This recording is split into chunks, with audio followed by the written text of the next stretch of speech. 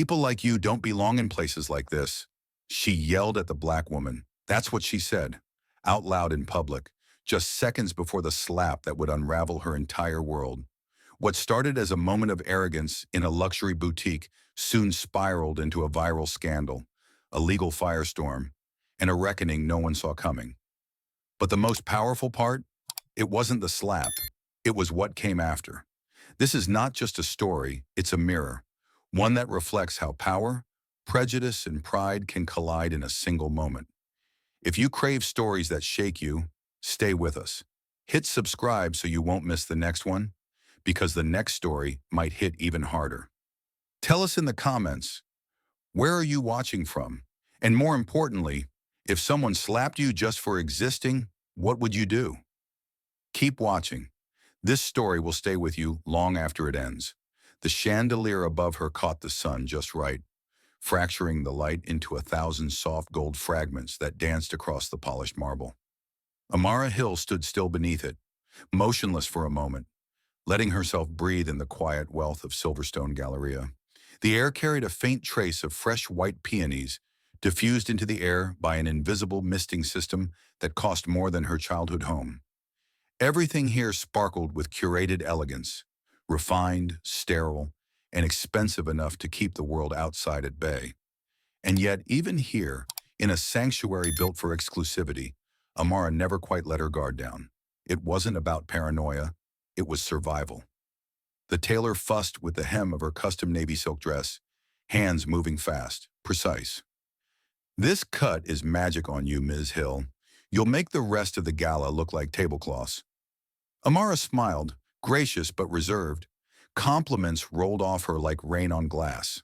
Her mind was elsewhere, on the guest list, on her speech notes, on whether her voice would shake when she mentioned the new initiative, especially in front of senators and Fortune 100 CEOs. She was used to being the only one in the room who looked like her, but that didn't mean it ever got easier. Just outside the boutique, a woman stepped out of a black SUV wearing a perfectly tailored white trench coat. Eleanor Bryce walked like someone who expected others to make space. She was late, irritated, and 2 hours away from a board call that would determine the future of her company.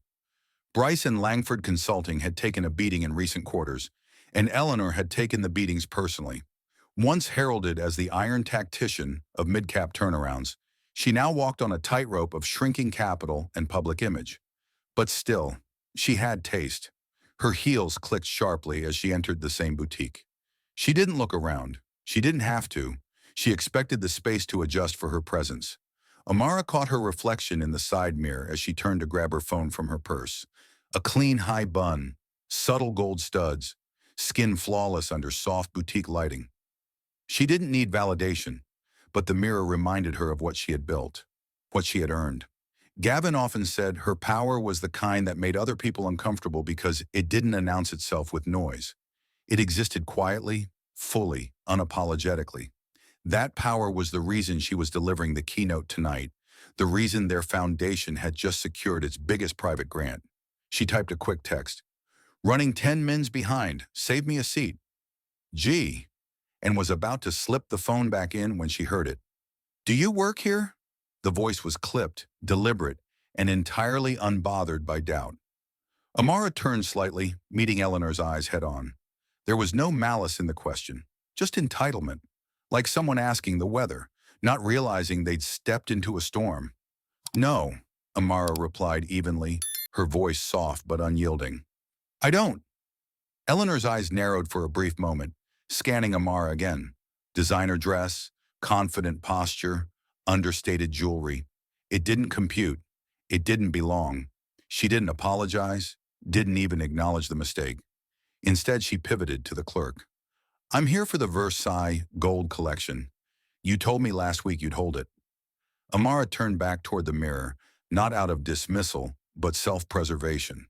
She'd learned long ago that people like Eleanor weren't worth correcting.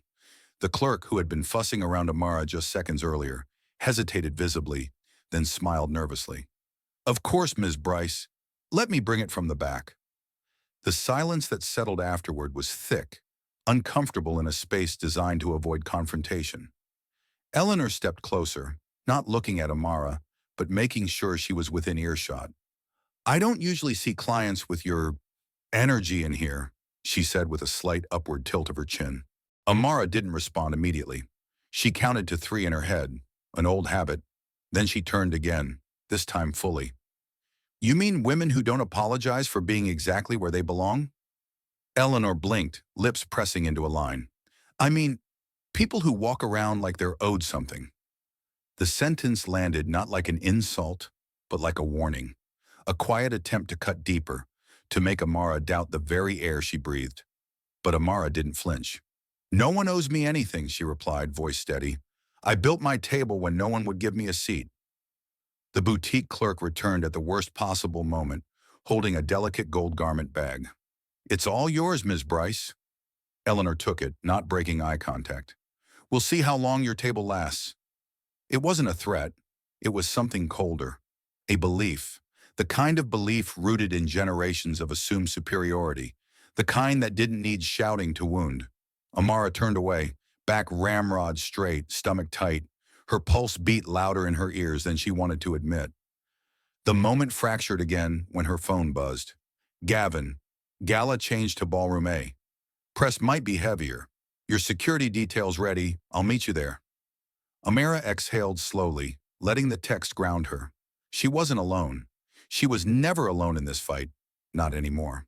Behind her, Eleanor fumbled to unzip the garment bag and knocked over a rack of bracelets. A small crash rang out, followed by a hushed curse. The clerk moved quickly to help, but Eleanor waved her off sharply. She was unraveling. Her composure cracked in microscopic ways, the way she gripped the hanger too tightly, how her nostrils flared just slightly, how her eyes flicked toward Amara like a woman seeing her downfall embodied in someone else's grace. Amara gathered her things, thanked the staff, and walked to the front of the boutique. Just before she stepped out, she looked back, not in triumph, not in pity, but in clarity. "Some people saw your existence as a threat simply because you didn't apologize for it. And that kind of hate always came dressed in good manners until it didn't." Outside, the sunlight hit harder, bouncing off the pristine white tiles like defiance. The world looked the same, but Amara knew something had shifted. There was a pressure in the air, like the sky holding its breath. She glanced at her reflection in the boutique window and straightened her blazer. She hadn't said much, but she had said enough. Tonight, she would say more. On a bigger stage, and someone like Eleanor would be watching, whether she liked it or not. The sky over Silverstone turned a muted slate gray, the kind of color that didn't scream storm, but whispered it just behind the clouds. Eleanor Bryce stood alone by the espresso bar inside the boutique, her latte untouched, her fingers tapping restlessly against the porcelain. The store hummed around her with curated jazz, gleaming fixtures, and the distant sound of laughter that grated more than it soothed. Every detail in the room was designed to be immaculate, intentional, and yet nothing about this moment felt within her control. She glanced toward the dressing lounge where Amara had disappeared minutes ago, flanked by 2 assistants and a stylist who seemed to orbit her like moons around a sun. The tension in Eleanor's jaw had become a dull ache. She hadn't meant to ask if she worked there. Not really, but it had come out so naturally, so fast, as if her subconscious had bypassed her mouth entirely. Then again, maybe that was the truth. Maybe she had meant it. Eleanor's stomach twisted, not in guilt, but in something closer to rage. Not rage at Amara, no, not directly. Rage at the structure, the invisible scale that kept tipping in someone else's favor. 3 months ago, her firm had been denied a government contract because some youth-led nonprofit was deemed more aligned with diversity goals. 2 weeks after that, a grant committee she'd sat on for years had replaced her with a 29-year-old activist who better represented emerging perspectives. It wasn't just bad timing, it was erasure. Quiet, polite erasure by younger, louder, more connected women who didn't know the rules but still won the game. Women like Amara Hill. She took a slow sip from the now lukewarm coffee, her reflection distorted in the polished gold rim of the bar tray. Her face still held the sharp lines of discipline and elegance, but beneath the surface, things were breaking apart. Bryce and Langford had survived 3 recessions, one hostile takeover, and a merger that should have buried them. But this era of social currency and optics was proving lethal. And today, of all days, was not the day to test her composure. The store manager approached, his smile too bright. "Is everything to your liking, Ms. Bryce? I know you're preparing for the Lonsfield Gala tonight." "I'm not attending anymore," she replied flatly, brushing past him without apology. The gala had rescinded her invitation 3 hours ago. Politely, of course. Someone on the board had concerns about recent headlines and preferred to shift optics toward more inclusive partnerships. The words still rang in her head, rehearsed and gutless. She paced toward the back, pretending to browse scarves, though nothing on the rack registered in her eyes. A pair of shoppers nearby, young, stylish, racially ambiguous, giggled over a silk clutch. One of them glanced at Eleanor and quickly looked away. Not out of shyness, out of dismissal. She felt it then, the sharp pinch of becoming invisible. And then, like gravity shifting around a black hole, she felt Amara's presence return. Calm, confident, radiating that quiet authority that somehow disarmed and infuriated. She didn't have to speak. Her silence was louder than anything Eleanor had said all day. That was what made it worse. Amara walked past with slow, deliberate grace, her heels clicking lightly like punctuation marks in a sentence only she could write. She wasn't showy, wasn't smug, but she carried herself like someone who had nothing left to prove. It was unbearable. Eleanor moved toward the jewelry counter. Her hand hovered over a necklace she didn't want, didn't need. Her thoughts spiraled, looping back to the email from her COO that morning. Subject line, urgent damage control. Beneath it, bullet points outlining dropped investors, a leaked HR complaint, and a rumor that a former intern was going public about microaggressions in the office. Everything she'd spent 30 years building was fraying at the seams. And now here she was, in a boutique that once rolled out a red carpet for her, feeling like an intruder in her own story. The door chimed again, and a man in a sleek blue suit entered. Gavin Hill, Amara's husband. Eleanor didn't need an introduction. His face was on magazine covers, his firm on half the city's infrastructure. He crossed the boutique with quiet intensity, not looking at anyone but his wife.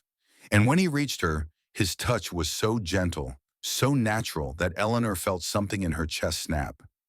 Gavin said something too low to hear, and Amara laughed, a soft, warm sound that made Eleanor's skin crawl. There it was again, that effortless ease, that certainty that the world bent toward her. A tightness coiled in Eleanor's throat. She turned, reached into her bag, and pulled out a notepad, the same one she used in boardrooms when ideas struck too fast to type.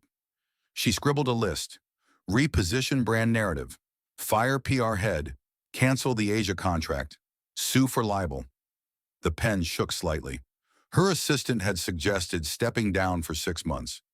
"Take a visibility break," they'd said, as if disappearing could save her. "Nice to see you again, Ms. Bryce." The voice caught her off guard. Amara stood 3 feet away, eyes steady but unreadable. Eleanor blinked. "Again?" "At the Education Summit last year," Amara replied. "You were on the panel about ethics and consulting." Something in Eleanor's face flickered. She remembered the panel. She remembered Amara, too. Eloquent, persuasive, applauded. She had written her off then, too. "Right," she said, voice colder than intended. "Didn't realize you were the same person. You looked different." Amara didn't flinch. People tend to look different when they're allowed to be themselves. Eleanor smiled tightly. Or when they're allowed to be loud. The moment between them stretched taut like a wire. The boutique felt too quiet, too watchful. Amara's voice didn't rise. "Sometimes loud is just what survival sounds like." Eleanor didn't reply. She turned her back and walked away. But the tension followed her like a shadow. She hated how calm Amara had stayed, how her own words had bounced back at her like echoes in a chamber of mirrors. She stood in front of the mirror, gripping the edge of the glass display. Her reflection stared back. A woman groomed for boardrooms and benefit dinners, now shaking under fluorescent light. She had never thrown a tantrum in public, never lost control. But she could feel it coming, like heat building under skin. She would not be humiliated. Not by this woman, not in this place. Behind her, Amara had turned away again, now speaking with a staff member, laughing softly. Gavin waited by the door, phone in hand. The image of them together made Eleanor's hand curl involuntarily around the edge of the counter. Her mouth went dry. That's when the clerk approached with the wrong size dress. "Apologies, Ms. Bryce. The Versailles gold in your size hasn't arrived yet."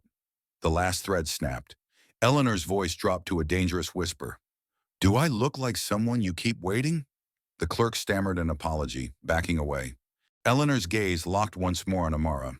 Her breath hitched, her throat tightened, her pulse roared in her ears. She didn't know what she was about to do, but she knew it was going to happen. The boutique had gone unnervingly quiet. Even the music, once a soothing murmur of strings, felt like it was receding, pulled under by a current none of them could see. Amara stood near the display of clutches, her fingers lightly grazing the velvet lining of a bag she wasn't looking at. Her mind had shifted, not away but inward. She wasn't distracted. She was preparing. She could feel Eleanor's eyes on her again, a presence so sharp it left a weight between her shoulder blades. It wasn't about fashion anymore. It hadn't been for a while. This was about space, permission, presence. Eleanor wasn't buying a dress. She was clawing for a relevance that had slipped from her grip. And Amara, just by existing fully and unapologetically in this space, had become the symbol of everything Eleanor feared. Gavin texted again. "Lobby, meet you out front." Amara slid the phone back into her bag, took one last breath to anchor herself, and turned. Eleanor was standing directly in front of her, closer than necessary. Her pupils were dilated, her breath uneven, her posture a fragile construct of fake control. For a moment, Amara saw past the polished coat, past the curated jewelry.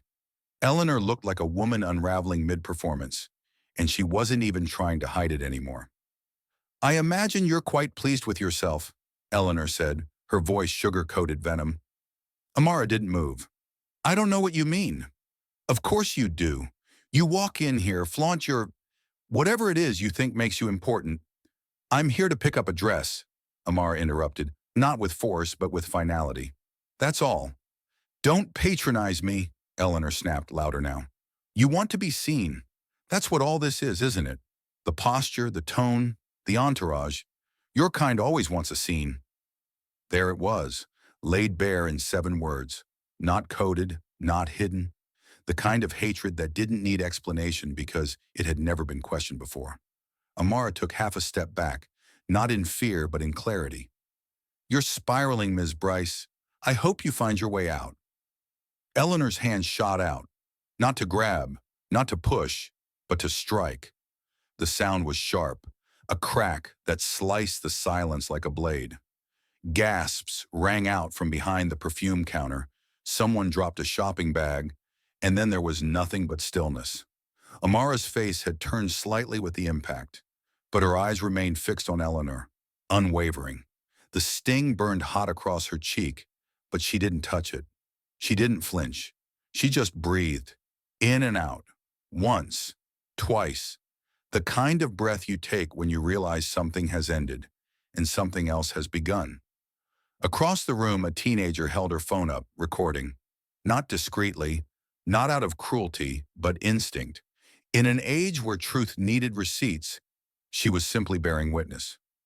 Eleanor's chest rose and fell rapidly, her hands still slightly lifted, as if she didn't quite realize what she'd done, or perhaps she had, and it had felt too easy. Her face paled, her hand trembled. For a second she looked like she might cry, but she didn't. She looked around instead, desperate to find someone, anyone, who would pretend it hadn't happened. No one spoke. No one moved. Amara straightened her shoulders. That's when Gavin entered. He didn't run. He didn't raise his voice. He simply walked through the boutique like the world owed him space. His eyes landed on Amara, then scanned the room, sharp and clinical, before settling on Eleanor. "What happened?" he asked, voice low. Amara didn't answer. She didn't need to. Eleanor opened her mouth to explain, but nothing came out. Her lips moved, but her breath betrayed her. The weight of 1,000 bad choices collapsed in her throat. One of the clerks stepped forward, her voice shaky. Ms. Hill was struck. By her. The girl with the phone nodded, holding it up. I got the whole thing. Gavin didn't blink. Send it to this number, he said, handing her a card. Legal team will verify chain of custody. You'll be protected. The girl nodded wide-eyed. Eleanor took a step forward, suddenly desperate. It was a misunderstanding. She provoked me. It was emotional. I'm under a lot of stress. Gavin's eyes narrowed. You assaulted my wife. I didn't know. He cut her off. It wouldn't matter if you did. Amara still hadn't spoken. She just stood there, pulse steady now, gaze locked not on Eleanor, but on the idea of her. Because Eleanor wasn't the point. Eleanor was a symptom. The disease was older, deeper, systemic, and she had just made herself a case study in front of every lens in the room. Security entered then, called by the store manager, who had been watching from the back in horrified silence. Do we need to file a report? One asked. His tone was careful, not neutral. Yes, Gavin replied before anyone else could speak. Absolutely. Eleanor turned to Amara, desperate now. Please, I'm sorry, this was a mistake. We don't have to escalate this. Amara met her eyes, and for the first time, there was something behind them that wasn't anger or pain, but disappointment. A kind that didn't yell. A kind that just said, I expected this. And that's the real tragedy. I didn't ask for this, Amara said finally, voice low but carrying. But I won't let it go. Gavin stepped beside her, placing a hand gently at the base of her spine. Let's go. They turned toward the door together, walking through a boutique still frozen in shock. The security guard spoke into his radio. A second clerk began filling out an incident report. Cameras were already uploading. Newsrooms were already preparing headlines. But Amara didn't look back. Not once. Outside, the air was cool, the sky dimming into evening. A breeze lifted her hair gently as they approached the car. Gavin opened the door but paused before she stepped in. Do you want me to handle this quietly? He asked. She shook her head. No, I want it loud. Gavin Hill didn't speak as the elevator climbed toward the top floor of the Horizon complex. His expression was glass smooth, unreadable, but his silence radiated force. Amara stood beside him, arms folded, jaw tight. The welt from the slap had faded, but the weight of what it meant hadn't. The video had already made it onto 4 news sites and 2 anonymous Reddit threads. It was gaining traction by the hour. Still, Gavin hadn't reacted publicly. Not yet. He never moved on emotion. He moved when the facts aligned behind the strike, and when they did, he struck without hesitation. The elevator chimed. The doors opened to the executive wing, floor-to-ceiling glass, dark walnut panels, muted lighting. A boardroom sat like a predator in wait. Inside, Gavin's core team had already assembled. Legal, analytics, risk control, and his chief of internal security, Mira Lane. No one rose when he entered. His authority didn't require performance. He slid his phone across the table. Play it. Mira tapped the screen. The slap echoed once more, followed by the silence that had felt louder than the impact. Everyone in the room sat still, eyes locked on the display. No one interrupted. When the clip ended, Gavin folded his hands. I want her traced, he said. Everything. Business history, litigation, financial partners, corporate filings, anything we can verify and archive. I want every crack. Mira nodded. Already started. Preliminary sweep pulled 6 entities registered under her firm. 1 is flagged for overdue compliance. 2 redacted contracts. We're digging through Delaware filings. Lots of shell activity. Go deeper, Gavin said. Private servers. If she's touched federal contracts in the past decade, I want the metadata. Won't that trigger legal escalation? Gavin didn't blink. Good. Amara watched him from across the table. Her throat tightened. Not out of fear, but awe. This wasn't rage. It was a machine turning on. A man who had once built entire defense infrastructures is now redirecting his system toward a single target. Her name was Eleanor Bryce, and she had mistaken Gavin's silence for mercy. When the meeting adjourned, Gavin pulled Amira aside. You don't have to be part of this if you don't want to. Her reply came without pause. I do. They stood together at the glass wall, overlooking the city's grid. So clean from this height, so surgical. Amara's hand found Gavin's. She wanted to erase me in public. She failed. But now the world's watching. His voice was low even. Then let's show them what we do when someone tries to rewrite your worth. By midday, 3 former employees of Bryce and Langford had come forward. One black woman, one Latino intern, one white HR assistant who had written the incident reports that had been buried. Mira verified timestamps, corroborated email threads, and locked down first-person statements. A PR firm aligned with Horizon began shaping the narrative, quietly at first, then with calculated leaks. Hashtags appeared: use luxury assault, use worth more, erased in public. Gavin didn't push them. He let them bloom organically, trusting the fuel of truth to keep them alive. Meanwhile, Eleanor sat in her penthouse boardroom, staring at the second monitor on her desk. She hadn't slept. Her skin was duller under makeup. Her inbox had become a firestorm, vendors canceling, equity partners freezing accounts, and one of her key board members requesting a full audit. She paced the length of the glass wall, fingers twitching around her phone. She called a crisis consultant, then another. Neither picked up. She threw the phone against the carpet. It didn't break, but something in her did. She dialed again. This time her assistant picked up. Put me through to Gavin Hill. A pause. He's unavailable. Then leave a message. Of course. But she knew no message would reach him. Not now. Back at Horizon, Gavin reviewed the latest findings. A former subcontractor had uploaded anonymized billing records that proved double invoicing. Fraud, plain and simple. Mira looked up from her laptop. Do we file with the SEC? He paused. Not yet. Let the media do their part first. When the coverage hits a saturation point, we escalate, not before. Understood. Amara stepped into his office.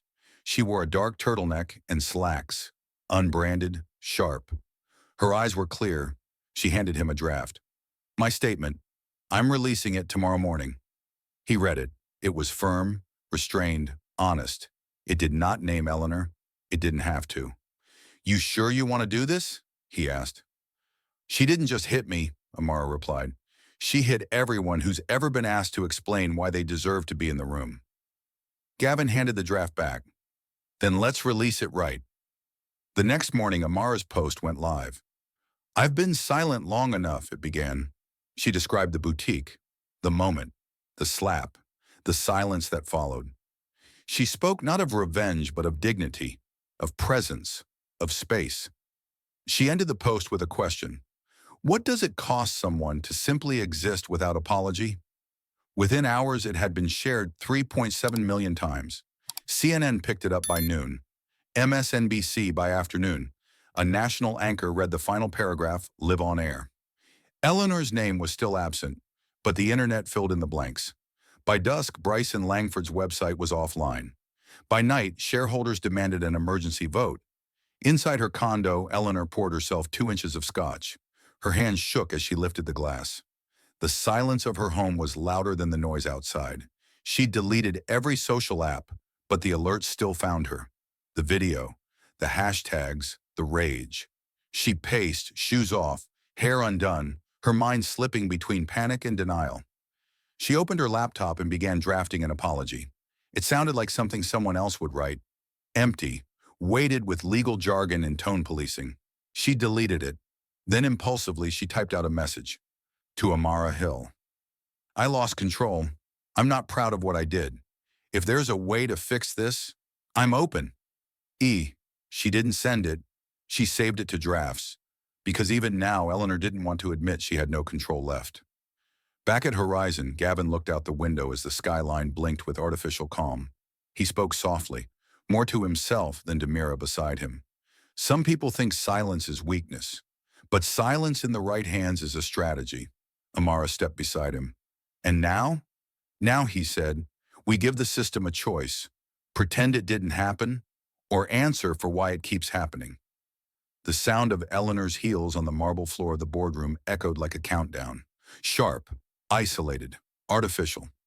Each step carried the weight of denial, trying to pass for dignity. The once packed glass table was half empty now. One seat after another had been quietly vacated in the days since the video broke. Her CFO resigned on Thursday. Her head of PR ghosted every call since Friday. Now even her lawyer sat 2 chairs away, posture stiff, not even pretending to offer comfort. The air in the room smelled too clean. Disinfectant, citrus, fear. Sunlight poured in through the 20-foot windows like judgment. Eleanor's palms were clammy against the leather folder she gripped like a shield. She adjusted her collar and forced a smile she no longer believed in. It cracked the moment she spoke. "Let's begin." No one answered. Then Thomas Vale, her oldest investor, cleared his throat. "We've received a motion from the shareholder board requesting your temporary removal as acting CEO, pending further investigation into the firm's exposure." "Exposure?" Eleanor blinked. "You mean press fallout?" "I mean financial liability," he said, his voice steel under silk. "Loss of contracts, misrepresentation of compliance, potential litigation. Your name is the risk now." The folder slipped slightly in her hands. She gripped it harder. "You all benefited from this name for 15 years. That was before your name trended next to the word assault." Silence swallowed the table. Eleanor's eyes flitted from face to face, looking for a flicker of support, of doubt, of loyalty. But there was only calculation. Everyone was doing math and weighing their stake against their proximity to the scandal. No one was here to defend her. They were here to survive her. She straightened. "You don't get to erase me because I made one mistake. She baited me." That word hung like a bad smell. Across the room, a younger board member leaned forward. Naomi Kim, Gen Z, hyper-connected. She didn't blink. "I've watched the video 5 times. She didn't bait you. She existed. That was enough for you." Eleanor flinched. "You weren't there. You didn't see the build-up." "We saw the strike. The moment the world stopped being in your favor. And frankly, we're just trying to keep the company alive while it still has value." Thomas closed his folder. "We're prepared to offer you a severance exit. Quiet, confidential. But we need your answer today." Eleanor's heart kicked against her ribs. She felt it happening, the slow decoupling of her identity from her title, her name from her influence. Her voice dropped. "I built this, from scratch." Thomas didn't look up. So did Rome. Outside the boardroom, the lobby had already begun to change. Her face had been removed from the lobby display. Her name on the welcome board was replaced by a placeholder logo. The receptionist wouldn't meet her eyes. It was already over, and she was just catching up. She didn't speak again. She just stood, walked out slowly, and left her leather folder behind on the table. Open, exposed, empty. Across the city, in a packed auditorium, Amara adjusted the mic clipped to her blazer. The conference was mid-program, but the energy shifted when she stepped on stage. The audience didn't need an introduction. Her face had been on their phones all week. Her statement had turned into a movement. Her silence, when struck, had become a declaration. She looked out across a sea of eyes, young, old, skeptical, hopeful. Every camera was rolling, but she didn't rush. She let the moment breathe. Then she began. "When I was a child," she said, "I was taught that silence is survival. You don't talk back. You don't escalate. You walk away. But what happens when silence becomes complicity? When walking away only makes room for another blow?" The crowd stilled. "When I was hit last week, my instinct wasn't to fight. It was to freeze. Because generations of conditioning can't be unlearned in one moment. But then something shifted. I remembered who I was, who we are." She took a step forward, her voice rising. "We don't owe anyone an explanation for our presence. We don't have to shrink ourselves to make others feel safer. And we are not here by accident." The room erupted into applause. Not polite, not performative, but raw. Amara smiled, just slightly. Then she spoke one final line. This wasn't a slap heard around the world. This was the world deciding that one slap was enough. Later backstage, Gavin handed her a water bottle. She drank quietly. No press, no flash, just stillness. "That was the end of one chapter," he said. Amara nodded. "And the beginning of one they won't write for us." Meanwhile, Eleanor stood at the edge of her penthouse terrace, the skyline stretching in every direction, but somehow feeling like a wall. She hadn't turned on the news. She hadn't looked at her phone. Her inbox was a graveyard. Her calendar, once booked for 6 months straight, was now blank. No meetings, no interviews, no dinners, just silence. She poured herself another drink she didn't want and let the ice melt untouched. It hadn't taken a scandal to destroy her. It had taken a mirror. And the thing about mirrors, she thought bitterly, is they don't lie. They just wait. The city was glowing beneath her. From the rooftop of the Civic Forum Hall, Amara could see the world in miniature. Streets pulsing with life, traffic like veins, buildings stacked in patterns of ambition and decay. But the higher she stood, the more distant it all felt. Like a painting behind glass, beautiful, untouchable. The evening gala had just ended. Another standing ovation, another sea of faces chanting her name, calling her a symbol, a movement, a moment. They handed her bouquets, clinked glasses in her honor, and posed for pictures as if proximity to her pain gave them purpose. It was supposed to feel like victory. Instead, it felt like surveillance. Behind her, the double doors clicked shut. Gavin approached with 2 glasses of ginger whiskey, hers always neat. He didn't speak right away. He just leaned against the railing beside her and stared out with her. There were no reporters here, no lenses, no mics, just wind and silence and the taste of something earned but not fully claimed. She sipped slowly. "It's strange," she said. "What is?" "This view, all this light. And still, some parts feel darker than before." Gavin glanced sideways. "You're being watched from every angle now. You're not allowed to be tired or messy or unsure." Amara let out a breath that wasn't quite a sigh. "I feel like I've been turned into an idea. Not a person. They don't want to know how I feel. They want to feel something through me." She remembered the woman in the audience, tears streaming as she clutched Amara's hand and whispered, "You're everything I wish I had the strength to be." That kind of expectation wasn't a compliment. It was a chain, a demand that Amara carried not just her dignity, but everyone else's too. Her phone vibrated. A news outlet is requesting an exclusive sit-down. The 5th today. She ignored it. Across town, Eleanor Bryce sat at the back of a dim cafe, wrapped in a wool coat that looked too expensive for the cracked leather booth she occupied. The only thing protecting her anonymity now was how invisible she had become. Her hair, once sculpted to perfection, now hung unbrushed. Her fingers tapped anxiously beside her coffee. Her email had been hacked that morning. Her financials were under audit. The housekeeper she had underpaid had posted a blog about the racial slurs she'd endured. Every time she refreshed her feed, another part of her past surfaced. No one had pushed her. The truth had simply risen to the surface like oil in water. A man entered, mid-40s, unshaven, wearing a tweed blazer that hadn't seen relevance in a decade. He slid into the seat across from her.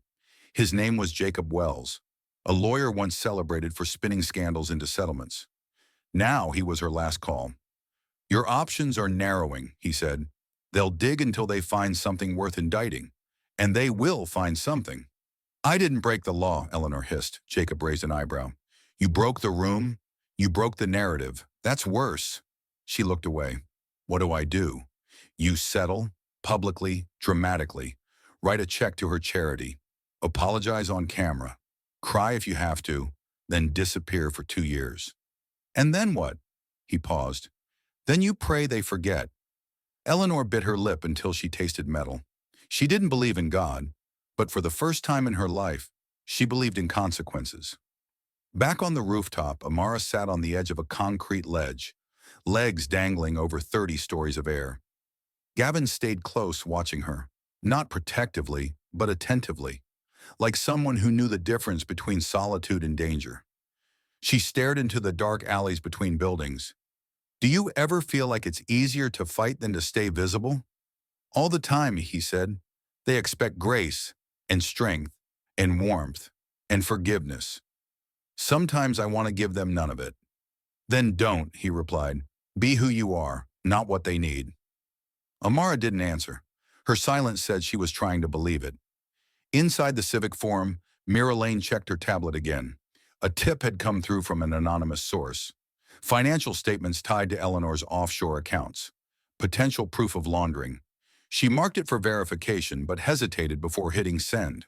The war had already been won. What came next might not be justice. It might be cruelty. She walked the hallway and thought. The deeper the light burned, the darker the shadows behind it grew. And Mira had seen too many movements eat themselves from within. Outside, Amara stood again. Wind lifted her coat. Eyes clear now. "There's a girl in Atlanta," she said. 14. Her mother sent me a letter. Said she'd been bullied so badly she'd stop speaking. But after watching my interview, she stood up in front of her class and read a poem. Gavin waited. She called it Permission to Take Up Space. Amara blinked once, her voice steadier than before. "That's who I do this for. Not the press, not the applause. Her." "Then that's who you hold on to," he said. "When the light fades and no one's cheering, remember her." Below, traffic surged. Horns layered over city noise. The night had teeth, but Amara didn't flinch. She walked away from the edge, her shadow trailing long behind her. The conference table gleamed like a frozen lake, wide, polished, unforgiving. Amara stood at its head, hands resting lightly on the cool wood. The Horizon Initiative was launching tonight. What began as a whispered plan between her and Gavin months ago had become something real, urgent, and needed. But now that it was here, it felt heavier than she'd expected. Not like a burden, but like armor. The room was full. Mira was stationed to her left, tablet in hand, her mind already running 5 parallel strategies. Next to her sat Miles Nwosu, a public education reformer from Detroit, sleeves rolled, eyes sharp. At the far end, Professor Layla Singh adjusted her hearing aid and smiled at no one in particular. A woman whose brilliance didn't require the room's permission. This was no panel of advisors. This was a coalition. And Amara was about to ask them to do more than advise. She was about to ask them to believe. Outside, rain tapped against the glass like fingers too impatient to wait for change. "I want us to stop pretending this is about one woman, one slap, one video," Amara said, her voice crisp but low. "This isn't retribution. It's reclamation." Eyes met hers, some firm, some flickering. "We've spent too long apologizing for our presence," she continued. "Now we build spaces where we don't have to ask for entry, where we define the terms." Mira nodded once. "The infrastructure is sound. Pilot cities are ready. Detroit, Oakland, Newark. We just need the signal." Amara exhaled. "Then give it."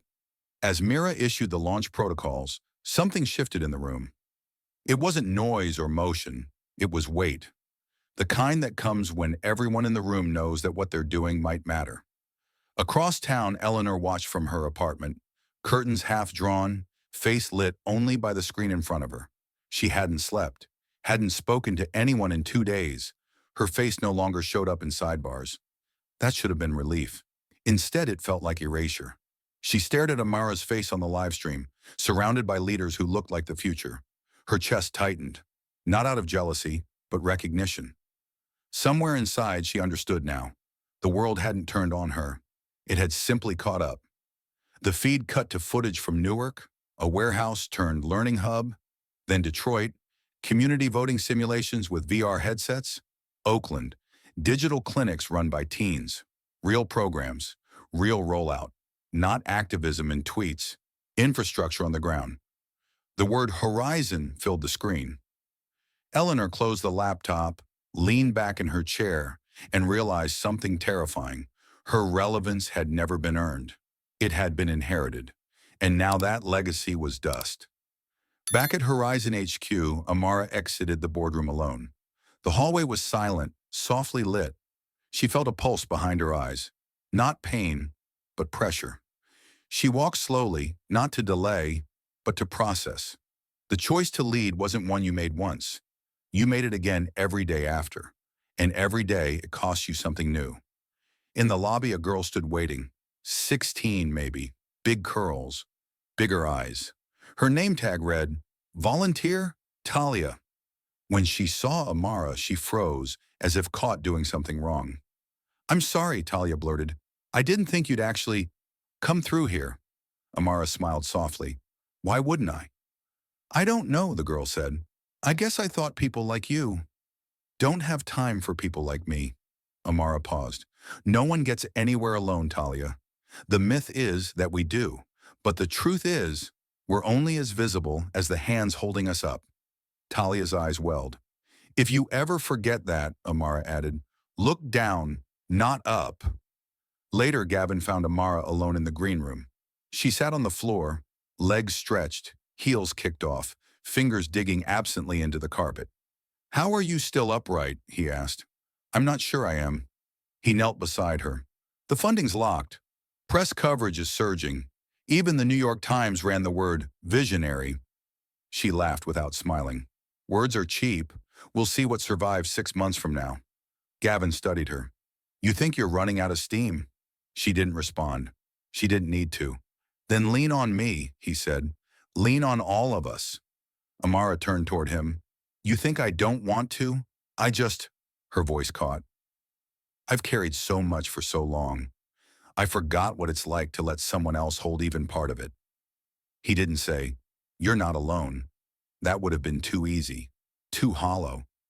Instead, he just took her hand, and this time, she let him. The summons arrived not with sirens, but with silence. Eleanor Bryce opened her front door to a courier holding a white envelope, unbranded, sealed in wax. She didn't ask questions, just signed the pad and shut the door like she was closing off a flood she couldn't stop. Her hands trembled before the seal broke. Inside, a letter, not from the media, not a lawsuit, but something worse. A federal inquiry. It was happening. Quietly, methodically. They were reopening contracts, digging through her firm's government-backed urban renewal projects.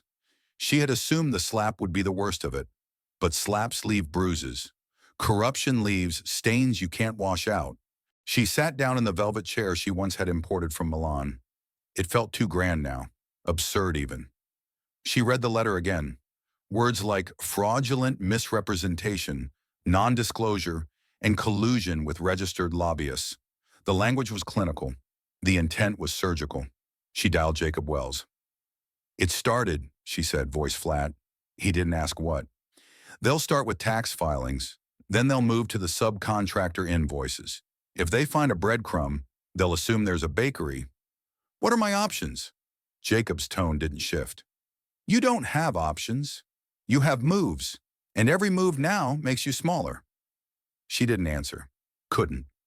Meanwhile, across the river, Amara stood before a panel of city officials, each one seated behind placards and microphones. Their expressions a mix of bureaucratic indifference and quiet awe. She had come not to defend herself, but to present the Horizon Initiative's next expansion phase. But she knew this wasn't just a proposal, it was a test. The chairman leaned forward. You've drawn national attention. Some say that kind of visibility invites disruption. Amara held his gaze. It also invites accountability. Disruption isn't the enemy. Stagnation is. A few heads nodded. Others stayed frozen. The room was fluorescent, bright and cold. The kind of cold that tried to press confidence back into compliance. But Amara didn't shrink. She pressed forward, outlining the data, the community metrics, the grassroots partnerships. Gavin watched from the back row, eyes tracking every breath she took. She was building something that wasn't just hard to copy, it was harder to discredit. Still, not everyone wanted her to succeed. Behind closed doors, certain contractors had begun lobbying against Horizon. Quietly, strategically. They didn't like what the initiative implied. A system that worked without them. A pipeline that flowed around privilege. Amara had become more than a disruptor. She had become a threat. And power never forgets who threatens it. Back in her office, Mira intercepted a flagged memo. Internal chatter from a well-funded think tank planning to discredit Horizon, using a blend of social media disinformation and legal pressure. The goal wasn't truth, it was erosion. Death by paper cuts. She showed Gavin. They want to drown us in narrative, she said. Then we stay louder, Gavin replied. But not angrier. Calculated wins, measured fire. Amara walked in moments later, still carrying the scent of institutional lighting on her skin. Mira didn't sugarcoat it. She handed her the memo. They're not coming at you through Eleanor anymore, she said. They're coming directly. Amara read every word, slowly, once, then again. So now they punish, she said. No, Gavin corrected. Now they react, because you've made them afraid. She looked up. And fear always tries to mask itself as power. The following week, Eleanor received a second notice. This one wasn't from the government. It was a class action, filed by 4 former employees. Racism, retaliation, breach of workplace ethics. The stories weren't new, but the timing was.